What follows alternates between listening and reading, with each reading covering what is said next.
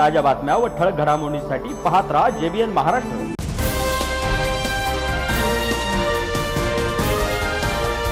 नमस्कार, मी मिनल पिंपळे। पाहूया काही ठळक वृत्त।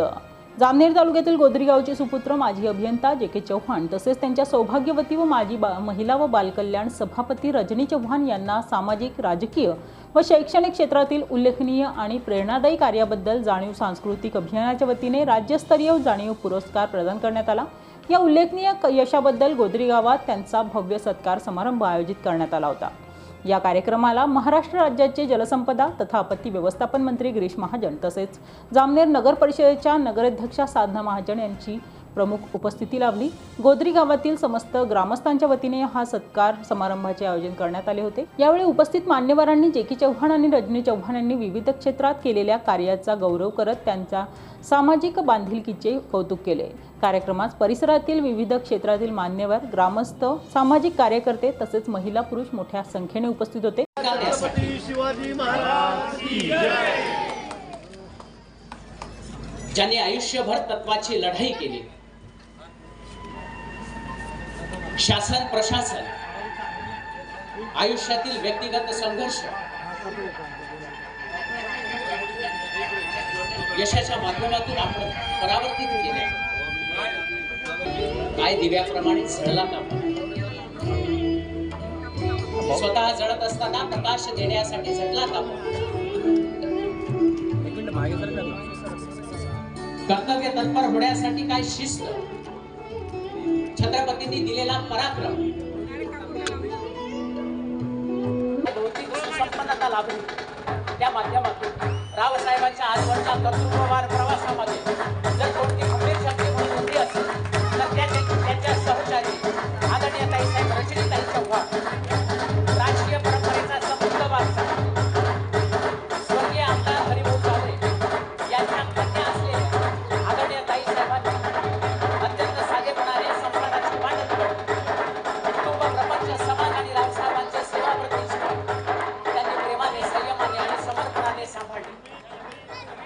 2017 मध्ये आपण ज्या माध्यमातून अबाधित ठेवण्यासाठी आपले विचार आणि आपली कर्तव्य तत्परता एक निष्ठपणे सांभाळली।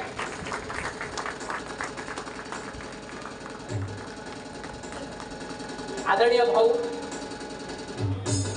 एकनिष्ठ मैत्री काय असते, ज्यांच्या माध्यमातून या निमित्ताने या तालुक्याने नाही या उत्तर महाराष्ट्राने पाहिले असे आदरणीय रावसाहेब यांचा सत्कार सोहळा माननीय आमदार श्री गिरीश भाऊ महाजन, नगराध्यक्ष आदरणीय ताईसाहेब साधनाताई महाजन यांच्या हस्ते या निमित्ताने संपन्न झाला।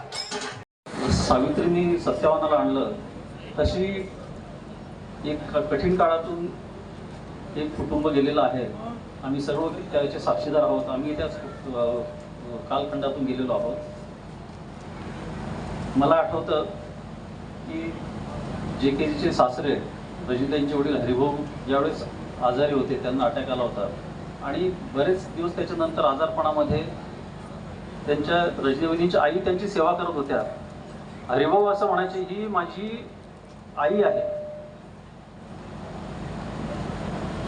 असं त्या माणसाने या मोठ्या वयामध्ये ते दोघेही ज्येष्ठ होते आणि त्या देखील त्याच्यात भावना होत्या आणि मला वाटतं ते संस्कार या वहिनींवर असल्यामुळे, त्यांनी ते सगळं बघितलेलं असल्यामुळे हे सगळं त्यांनी देखील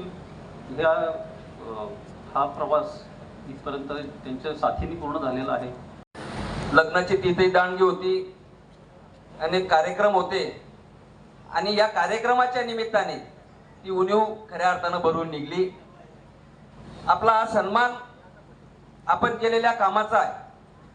आपण समाजाप्रती जे समर्पित कार्य करत आहात त्या कार्याचा हा खऱ्या अर्थानं सन्मान आहे। आणि विधान परिषदेची इतकी सगळी धावपळ सुरू असताना देखील आपलं लाडकं नेतृत्व माननीय गिरीश भाऊ महाजन यांना नाशिकला जायचंय, तरी देखील एवढा व्यस्त विचार भाऊंनी हा वेळ आपल्याला दिला, हा खरं अर्थ त्या सन्मानाचा खरा पुरस्कार मी मानतो आणि आपल्याला मनापासून खूप खूप शुभेच्छा देतो। अधिक वेळ घेत नाही कारण भाऊंना पुढे जायचं आणि आपल्या सगळ्यांना भाऊंना ऐकायचंय। म्हणून मी एकदा पुन्हा आपल्या दोघांना जामनेरला आलेत आणि त्यांनी सांगितलं की आम्हाला असा कार्यक्रम करायचा आहे. मी सुरुवातीला त्यांना म्हटलो की त्याची काही गरज नाही. आता अहिल्यानगरला एक कार्यक्रम झालेला आहे, पुन्हा त्याच प्रकारचा कार्यक्रम तालुक्यामध्ये करण्याची किंवा आपल्या गावात करण्याची काही गरज नाही. पण हा कार्यक्रम, हा नागरी सोहळा हे फक्त निमित्त आहे भाऊ. आपण यावं गावात, काही वेळ बसावं आणि सगळ्यांना भेटून आपण हितगुज करावं, हा निश्चितपणे या सगळ्या कार्यकर्त्यांच्या मनातला डाव आहे. ते फक्त निमित्त आहे की माझा नागरी सत्कार. मित्र, खरंच आज भरून पावल्यासारखं वाटतंय. सत्कार अनेक होतात, पण हा माझा आणि माझी सहचारिणी, हा आमचा दोघांचा मातृभूमी माहेर आणि तिचं सासर या ठिकाणी हा सत्कार होतोय. त्याला कोणत्या शब्दात वर्णन करावं त्याचं हे सुचत नाहीये. गेल्या 7-8 दिवसांपासून, म्हणजे जास्तच दिवस झालेत, कारण आधी आपली तारीख 31 ठरली होती, 31 मे. पण काही अपरिहार्य कारणास्तव विधान परिषदेच्या उमेदवारीचा बऱ्यापैकी गदारोळ सुरू होता. आणि आपण सारे जाणतात की भारतीय जनता पार्टीचं कुठलंही काम असेल, मग ते पक्षाचं असेल, कुठल्या निवडणुकीचं असेल, तर प्रामुख्याने महाराष्ट्रामध्ये ज्या 2-3 लोकांवर जबाबदारी सोपवली जाते, त्यातलं उत्तर महाराष्ट्र ज्यांच्या ताब्यात दिला आहे ते आपले नामदार गिरीश भाऊ महाजन. त्यांच्या व्यस्ततेमुळे तो 31 तारखेचा कार्यक्रम आपल्याला करता आला नाही. भाऊंनी पुन्हा पोरांनी सगळ्यांनी कार्यकर्त्यांनी विनंती केली आणि भाऊंनी 4 तारीख, आणि 4 तारीखही याच्यासाठी की आज विधान परिषदेचा माघारीचा दिवस होता. भाऊ जळगावमध्ये असणार होते आणि म्हणून संध्याकाळचा कार्यक्रम असल्याने आपल्याला हा कार्यक्रम करता आला. कारण आज रात्रीपासून पुन्हा विधान परिषदेचं निवडणूक होऊन गुलाल अंगावर घेईपर्यंत भाऊंना आणि भाऊंच्या टीमला आता उसंत नाहीये. कारण भाऊंनी डिक्लेअर करून टाकले की विधान परिषदेच्या 17च्या 17 जागा आम्हाला जिंकायच्या आहेत. आणि मला खात्री आहे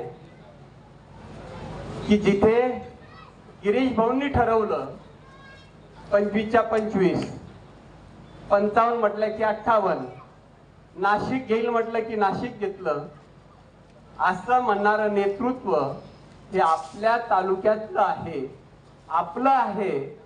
हे खरंच फार कौतुकास्पद आहे, अभिमानास्पद आहे. मित्र, मला जाणीव पुरस्कार मिळाला असेल, कामाच्या बाबतीत माझं कौतुक होत असेल, पण जेव्हा काम करायचं आहे त्यावेळेस म्हणजे दोर पण मोकळे सोडावे लागतात. कारण पळ म्हणायचं आणि दोर मात्र ओढून ठेवायचे तर त्याला पळता येत नाही. सुदैवाने हे नेतृत्व असं आहे की कोणत्या जागेचा कोणत्या कामासाठी वापर करावा आणि कोणत्या कार्यकर्त्याचा कुठल्या कामासाठी वापर करावा याचं पुरेपूर ज्ञान या आपल्या नेतृत्वाला आहे. त्यांनी जर ढील दिली नसती तर पतंग वर उडूच शकला नसता. आणि सुदैवाने ती चान्स आपल्या साऱ्यांच्या आशीर्वादाने मला मिळाला. अगदी भाऊंच्या राजकीय कारकिर्दीला जेव्हा सुरुवात झाली तेव्हा पासून ते आज तागायत म्हणजे स्वतःच सांगणं बरं नव्हे, पण तरी राहवत नाही, अत्यंत निष्ठेने मी भाऊंच्या सोबत काम करतो आहे. आणि त्याचं एकमेव कारण आहे की भाऊंचे पाय आजही जमिनीवर आहेत. पाठीमागून करता येईल ते निश्चितपणे करण्याचं काम मी केलेलं आहे. पण त्यावेळेस जे लोक भाऊ ज्या लोकांमुळे घडलेत त्या लोकांमध्ये अग्रणी आहेत हरिभाऊ बारी, सतीश शर्मा, शिवाजी नाना सोनार आणि आमचे नाना साहेब रमेश नाना. मित्र, रमेश नाना या माणसाने भाऊंसाठी काय काय केलं हे सांगायचं म्हटलं तर 1 तास मी त्या विषयावर बोलू शकतो. एवढं जवळून मी त्या परिवाराला, रमेश नानांना आणि भाऊंना पाहिलं आहे. मरणोत्तर हरिभाऊंची आठवण ठेवून जामनेरच्या ITI ला त्यांचं नाव देणं सोपी गोष्ट नाहीये. विसरून जातात लोक. ज्याने आपल्या खांद्याला खांदा लावून काम केलं, म्हणजे भाऊ तर त्यांच्यापेक्षा फार लहान होते वयाने, पण रात्रीचा दिवस केला त्या लोकांनी. आत्ताच आमच्या श्रद्धेय ऍडव्होकेट शिवाजी नानांचं निधन झालं. तीळ तुटताना त्या पलंगाजवळ, तीळ तुटताना नानांच्या डोक्यावर हात ठेवून तीळ तुटताना मी या माणसाला पाहिलंय. आपण जेव्हा काही या समाजासाठी करतो त्याच्यासाठी पाठीमागे कोणीतरी खंबीरपणे असावं लागतं. आता बऱ्याच सांगतात की बा नियोजन करतो, मी असं करतो. भरपूर नियोजन केलं, 10 कागद लिहिले आणि त्यांनी सहीच नाही केली तर आपल्या लिखाणाला काय अर्थ आहे? पण मला खात्री होती आहे आणि असेल की मला वाटतं फक्त भाऊंच्या आमदारकीचा राजीनामा जर लिहून भाऊंपुढे ठेवला तर ते विचार करतील आता सही करायची की नाही. नाही ते इतर कागदांवर आजपर्यंत भाऊंनी कागदावर काय लिहिलंय हे न पाहता सह्या केलेल्या आहेत. एखाद दुसरं असं काम असेल की जे पर्टिक्युलरली भाऊंना काही लोकांनी भेटून सांगितलंय, यादी भाऊंच्या समोर ठेवली की भाऊ आठवणीने विचारतात की ते गाव, ते काम हे घेतलंय का, ते केलंय का, नसेल तर यादीमध्ये ते कामाचा समावेश करा. एवढं बारीक लक्ष त्या माणसाचं विकास कामावर आहे, या तालुक्याच्या विकासावर आहे. आणि मीही काम करताना कधीच माझा स्वतःचा स्वार्थ पाहिला नाही, कारण मला राजकीय कुठलाही वारसा नाही. राजकारणामध्ये मला काही मिळावं अशी अपेक्षा नाही. भाऊ वहिनींच्या नंतर पहिल्यांदा वहिनी जिल्हा परिषदेच्या सदस्य झाल्यात, नंतर भाऊ आमदार झाले आणि पुन्हा 7 वेळेस झाले.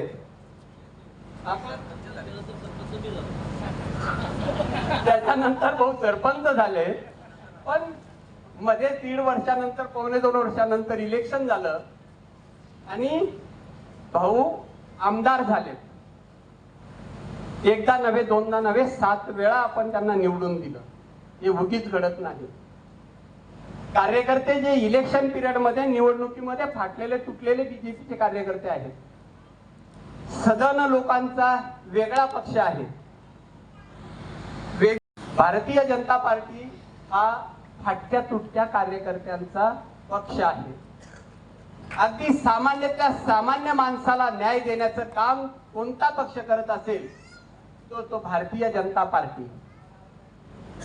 भाऊ मला वाटतं ती जिल्हा परिषद सदस्य झाली. आता पुढे मलाही काय नाही, मला परत धरून चालावं लागणार नाही एवढी काळजी घ्या. गमतीचा भाग तरी सोडला. मित्र, मी मागच्या वेळेस जेव्हा जिल्हा परिषदेचं इलेक्शन होतं तेव्हा भाऊंनी मला विचारलं की तोंडापूर फतेपूर गटामध्ये तुला उमेदवारी करायची आहे. प्रामाणिकपणे सांगतो, मी आजपर्यंत कोणालाच हा विषय सांगितलेला नाही. मी भाऊंना म्हटलो की भाऊ तुम्ही मला पाय उतार का बरं करतायत? माझ्या प्रमोशन करण्याच्या ऐवजी तुम्ही मला खाली का बरं ओढतायत? म्हणजे कसं काय प्रमोशन? म्हटलं मी जर मंत्री आहे तर मला जिल्हा परिषद सदस्य कशासाठी करताय? कारण तुम्ही मंत्री आहात म्हणजे बीजेपीचा प्रत्येक कार्यकर्ता मंत्री आहे असं आम्ही समजतो. आपण सगळेच मी तर नेहमीच तुमच्यातलाच आहे, तुमच्याशी बोलत असतो. आपल्याला भाऊंना ऐकायचं आहे. सत्कारातून उतराई होण्याचं शब्द सुद्धा उच्चारणार नाही. मी आपल्या साऱ्यांच्याच, आपल्या गावाच्या परिसरातल्या सगळ्यांच्याच ऋणात राहू इच्छितो. आपण जो प्रेम, जो स्नेह दाखवला गेल्या 7-8 दिवसांपासून आपण सगळी तयारी करता आहात आणि आज तो सोहळा पार पडतो आहे भाऊंच्या उपस्थितीमध्ये. कारण भाऊ त्यांना तुम्ही जर नसाल तर कार्यक्रमच करायचा नाही अशी त्यांची अट होती आणि आपण तो वेळ दिला. पुन्हा एकदा गावाच्या वतीनं मी आपलेही आभार व्यक्त करतो.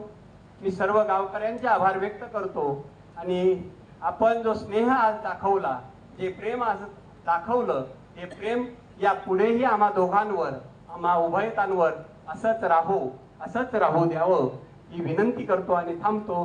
जय हिंद, जय महाराष्ट्र. तालुक्यातून आलेले सर्व राजकारणातले, सहकारातले सर्व पदाधिकारी, सत्कार मूर्ती, आपले जे.के. चव्हाण, रजनीताई, भाषण करू का तर रस्ते करू का काय करू? एवढे रस्ते केल्यावर बी अजून परत रस्त्याचा काम तुला सत्कार केलेला, त्याला तो पुरस्कार राज्यस्तरीय मिळालेला आहे. आणि त्याचं काम आमच्या वहिनींनाही मिळालं आहे, त्यांनाही मिळालेलं आहे. आणि त्याची मोजदाद त्या ठिकाणी करून त्यांना एक सुंदर असा पुरस्कार त्या ठिकाणी मिळालेला आहे. त्याबद्दल आपल्या सर्वांच्या वतीने मी त्यांचं हार्दिक स्वागत, अभिनंदन या ठिकाणी करतो. आता कुठून सुरुवात करावी, कुठे संपवावं मला हे समजत नाहीये. गेल्या 40 वर्षाचा प्रवास आहे. कॉलेज पासून तर त्याच्या आजूबाजून आमचा प्रवास आहे. जे.के. चव्हाण असतील, एम.एम. पाटील असतील, मी काही नव्हतो त्यावेळेला, म्हणजे सरपंचही नव्हतो. तेव्हापासूनचा सगळा आमचा हा प्रवास, आमची सोबती, आमची मैत्री, आमची दोस्ती ही सतत या ठिकाणी सुरू आहे. सरपंच झालो त्यावेळेला आम्ही तसेच होतो, न होतो त्यावेळेला तसेच होतो, आमदार झाल्यावरही तसेच होतो, मंत्री झाल्यावरही तसेच आहोत. आणि निरंतर चिरंतर चाललेला आहे. जे.के. चव्हाण साहेबांनी तसे भावनावेळ सांगून या ठिकाणी आपल्या शब्दांमध्ये सगळं आपल्यासमोर सांगितलेलं आहे. खरं आहे, माझ्या या 40-45 वर्षाच्या प्रवासामध्ये 25 यासाठी म्हणत नाही की तुम्ही मला एकदा म्हातारा समजाल, मग किंवा 25 वर्ष मग आता भाऊचं वय काय, भाऊचं संपलं की काय आता. पण खरं आहे, तेव्हापासून मी कॉलेजमध्ये असल्यापासून 11वीला मी GS होतो, 12वीला मी निवडून आलो, 11वीला निवडून आलो, FYला निवडून आलो, SYला निवडून आलो, TYला निवडून. त्यावेळेला निवडणुका कॉलेजमध्ये व्हायच्या आणि ग्रामपंचायत सारख्या होत्या. सगळे पोरं मतदान करायचे, सगळे पोरं टप्पे मारावे लागायचे.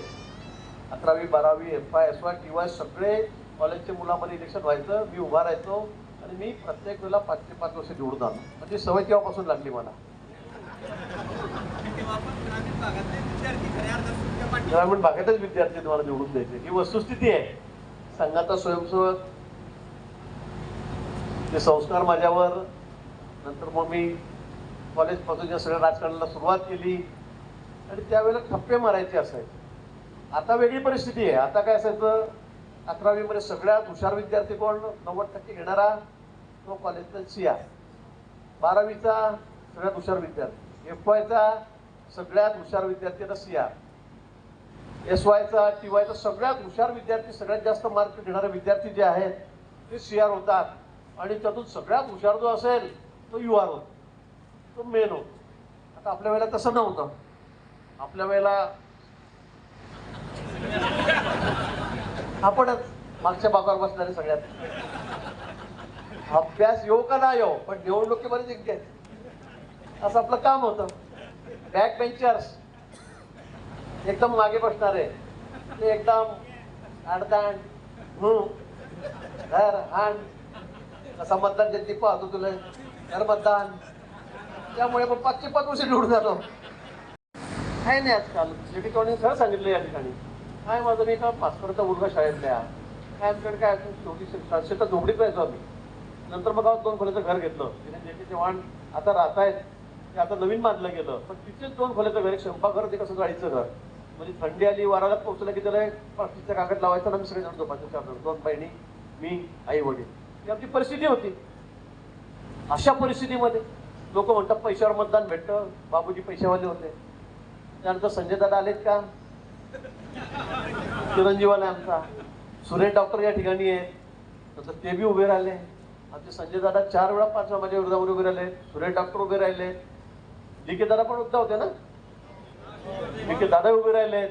आता लोक म्हणतात लोक धर्मावर मतदान करतात, कुठे काय, लोक समाजावर मतदान करतात, लोक पैशावर मतदान करतात, कुठे काय आपल्याकडे 3000 पटे गुजर समाज 3000 तालुक्यामध्ये. पण जीवाला जीव देणारे सगळे मराठा समाजाचे कार्यकर्ते माझ्या सोबत सुरुवातीपासून आहेत आणि ते आजपर्यंत आहेत. ते आजपर्यंत आहेत. कोणी जातपात पाहत नाही. ज्यावेळेला कुणावर सुख येतं, दुःख येतं, ऍक्सिडेंट होतो, मुंबईला जायचंय, जळगावला जायचंय किंवा कोण कामामध्ये येतं, कोणी येत नाही. जवळचा नातेवाईक बी पळत येत नाही की भाऊ तुला काय लागतं, कसं करू, गाडी देऊ का, डिझेल देऊ का, मुंबईला देऊ का, पैसे देऊ, कोणी येत नाही. या तालुक्यामध्ये कोणतंसं गाव नसेल आणि एका घराण्याचं घर नसेल त्यांना आपण मुंबईला घेऊन गेलो नाही, त्याच्यावर उपचार केले नाही, त्याचं ऑपरेशन केलं नाही, लाखाचे ऑपरेशन केले. जळगावला आपली एवढी सोय, 7-8 कार्यकर्ते, दुसऱ्या इथे दुकानाला लागलं की लगेच कार्यकर्ता रस्त्यावर उभा राहतो. आला का पेशंट, त्याला घ्या लवकर, टाका दवाखान्यात, करा ऑपरेशन, पैसे किती लागत आहे, व्यवस्था करा, सगळं करा. जीवाला जीव द्यावा लागतं मित्र. जसं पेरावं तसं उगवतं. त्याचा टायमर आलं की मी आलो झालं, त्यामुळे मतदान असं होत नाही. वाईट परिस्थिती होते आणि म्हणून या गोष्टीपासून आपण लांब राहा. आणि म्हणून या ठिकाणी मुद्दाम गाडी पुढे हा विषय सांगितला. पण आजच्या कार्यक्रमाच्या निमित्ताने मला येत आलं, चव्हाण साहेबांनी सांगितलं की तुम्ही इथे यावं. मी म्हटलं मला जमणारच नाही. त्या दिवशी 21 तारखेला खूप महत्त्वाच्या मीटिंग आहेत, कोर कमिटीमध्ये मी आहे, 2 लोकांच्या 4 लोकांच्या, जमणार नाही. त्यांनी लगेच पत्रिका फाडून टाकल्या आणि म्हटलं असं करू नका, तुम्ही असाल तरच कार्यक्रम होईल. आणि मग पुन्हा तारीख बदलली आणि त्यांना सांगितलं की तुम्ही यावं, तुम्ही भेटत नाही. खरं आहे, तुम्ही बघता मला रोज टीव्हीवर बघता, वर्तमानपत्र बघता, टीव्हीवर जास्त बघता, रोज माझ्या मागे इतकी कामं आहेत, रोज मला बाहेर जावं लागतं, मुंबईत जावं लागतं, मिटिंग करावं लागतं, दिल्लीला जावं लागतं, राज्यभर फिरावं लागतं आणि त्यामुळे माझा तुमचा संपर्क कमी झालेला आहे. ही वस्तुस्थिती आहे. पण सुखात, दुःखात, मरणात, लग्नात आम्ही या ठिकाणी असतोच. मी नसलो तरी तुमच्या महिने 80% ठिकाणी आहे की नाही, सगळ्या ठिकाणी तीच असते. आम्ही असतोच, दोघं जण राजकारण करतोय. मला पुन्हा आपल्याला या ठिकाणी विनंती करायची, आपल्याला सांगायचं आहे की खरंच तुमचं प्रेम सगळ्यांवर आमच्यावर. आणि छोटे छोटे कार्यकर्ते आमच्यातले जे किती पदापर्यंत गेलेत, जिल्हा परिषद अध्यक्षपर्यंत गेले, सभापती झाले, जिल्हा परिषद सदस्य झाले, मार्केट कमिटीचे चेअरमन झाले, शेती संघाचे चेअरमन झाले, पंचायत समिती सदस्य झाले, सभापती झाले. सगळा तालुका भाजपमय. 100% लोक आपले जोड येतात. समोरचा पक्ष शिल्लक ठेवलेला नाही. ही स्थिती अवस्था आहे. पण आमच्यासारख्या सगळ्या कार्यकर्त्यांना तुम्ही आशीर्वाद दिलेत. अगदी छोट्यातले छोटे गावातले कार्यकर्ते मोठे झालेत, मोठ्या पदावर गेलेत, हे तुमच्या आशीर्वादामुळे झालंय, जनतेच्या मतदाराच्या आशीर्वादामुळे झालेला आहे. आणि हा स्नेह, हा प्रेम तुम्ही असाच राहू द्यावा, हीच विनंती अपेक्षा मी आपल्याकडून करतो. JK चव्हाण साहेब, आपला या ठिकाणी सत्कार झाला. सत्कार होणं, कुठला अवॉर्ड मिळणं, ह्या गोष्टी खूप छोट्या आहेत. माझ्या मते खूप छोट्या आहेत. अनेक लोक असे आहेत की त्यांची कामं एवढी मोठी आहेत, त्यांना कुठलाच अवॉर्ड मिळत नाही. आणि काही लोक असे, काही न करता सुद्धा अवॉर्ड घेतात, काही न करता अवॉर्ड घेतात. अशी लोक आहेत. पैसे दिले की अवॉर्ड मिळतात लोकांना. मोठे मोठे एकदम मोठे नावाजलेले अशी लोक आहेत. ज्या आम्हाला पैसे आम्हीच घेतो कारण घ्या अवॉर्ड. पण असे जे दुर्लभ लोक आहेत ते खरं कामामुळे त्यांची प्रशंसा होते, त्यांना अवॉर्ड मिळत आहेत. JK चव्हाण साहेबांचा माझा 45 वर्षाचा सगळा आमच्या जवळचा सगळा दोस्ताना आहे, मित्रत्व आहे. आणि त्यामध्ये काम करताना मी माझं सांगेल, मला चव्हाण साहेब असल्यामुळे 75-80% कुठला रस्ता, कुठलं गाव, कुठली गटार, कुठलं मंगल कार्यालय हे मी कधीच पाहिलं नाही. त्यांनी सांगितलं खरं आहे, फक्त पत्रावर सह्या करायच्या. JK चव्हाण आणले, पाहिलंय, संपला विषय, करा सह्या. काही प्रमुख कार्यकर्त्यासाठी मी वाचत पण नाही, सह्या मी त्या ठिकाणी करत असतो. आणि त्यातून आपण एवढा मोठा तालुका, हा तालुका मी तुम्हाला खरंच सांगतो, आता तुम्ही जळगावला जातात, तिकडे जातात, फतेपूरकडे जातात, तिकडे जातात, एवढी केळी आपल्याकडे केळी होती का आधी अशी? आज आपला तालुका सगळ्यात मोठा एक्सपोर्टर आहे. विदेशामध्ये केळी कुठली जाते? रावेर यावल तालुक्यात जात नाही, आपल्याकडची जाते. सकाळी उठलं तर जामनेरला इतक्या ट्रक असतात, जेवढे शेकड्यात हजारात लोक असतात कापणारे. बरोबर, नुसता यात्रा असते तिथे जामनेरला, भुसावळ रोडला. आल्या ट्रका की चालल्या गाड्या, चालल्या भरून हे आपल्या तालुक्यामध्ये होतं आणि सुजलाम सुफलाम तालुक्यात करण्याचं स्वप्न हे आपलं या ठिकाणी आहे. आणि म्हणून मग सगळ्याच बाबतीमध्ये, शेतीच्या बाबतीत, पाण्याच्या बाबतीत, रस्ते असतील, पूल असतील, गावं असतील, हे चांगले झाले पाहिजे, आदर्श झाले पाहिजे, यासाठी आपला प्रयत्न आहे. आणि म्हणून मी आपल्यालाही सांगेन की आपण सगळे राजकीय क्षेत्रात कामगार लोक आहोत, आपण गावातले प्रमुख लोक आहात.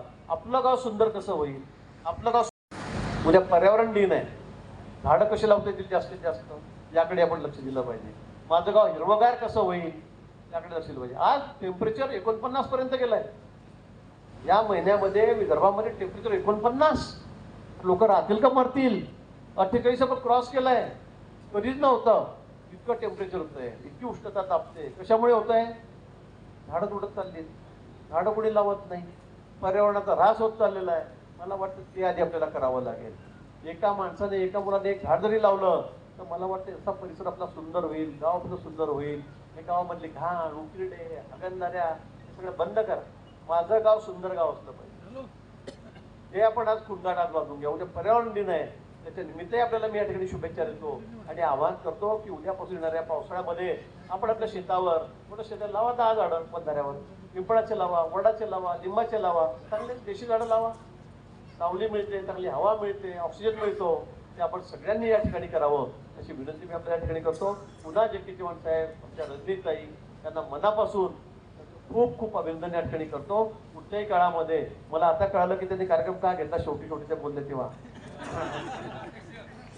आणि मी पण काय बोलले ते मी ऐकलं की बरं झालं, मलाच मुख्यमंत्री करायचं झालं. मी म्हटलं असं काही करू नका, आपण जिथे तिथे ठीक आहे, आपलं काम जोरात आहे, फक्त आपलं स्वप्न आहे तालुक्याला आपल्या हिरवगार करायचं आहे, समृद्ध करायचं आहे आणि त्यासाठी आयुष्यभर मी या ठिकाणी प्रयत्न करेल.